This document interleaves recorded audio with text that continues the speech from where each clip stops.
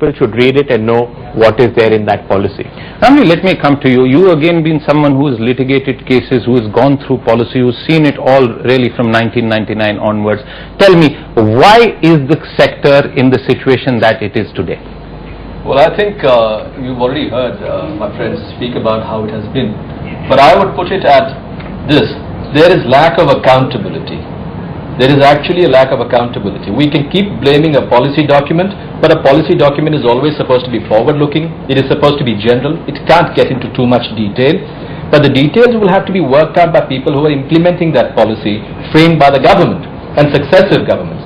We've seen also that a policy document cannot be rigid. So we will have to change with changes that we see. Progress. If we had made too fast the progress, then we would have to slow down somewhere else or enable more progress to be made. So will you agree with what Ramji is saying?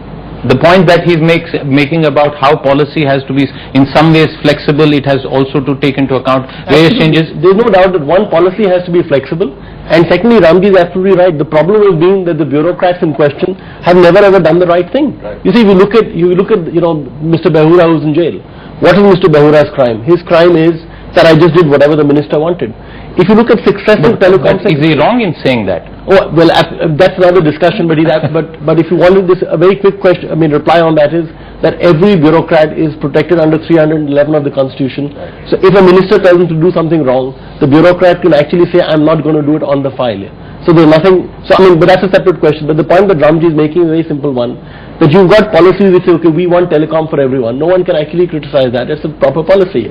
But when you implement it, then you put all these little problems which then stop people from moving ahead. Ramji had a client, Tata Telecom. Now Tata has had a problem with... Has, not had. Has sorry. Other client, Tata Telecom. Among many others. Tata had a problem with Dayanidhi Maran his brother on Tata Sky had a problem with Sun. And Mr. Maran then came down on Tata Telecom and started asking them for dues they didn't know them.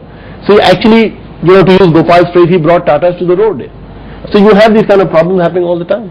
My quick comment on that. Yeah. You see, but I think we have to also understand, particularly in the context of Mr. Raja's decisions, that there was a need for change of policy. There is no doubt that policy lays out some general framework and a general approach to the whole thing. But there is no doubt that our spectrum regime was under serious pressure, which instead of fixing, he decided to exploit. And the mess that we are seeing today is that. Right. That in fact, till the time he came, we were managing okay. Right. Okay, gentlemen, we'll quickly slip into break, but we'll come back and continue to discuss that issue with our panel of experts on what lies ahead for the telecom sector. Don't go away.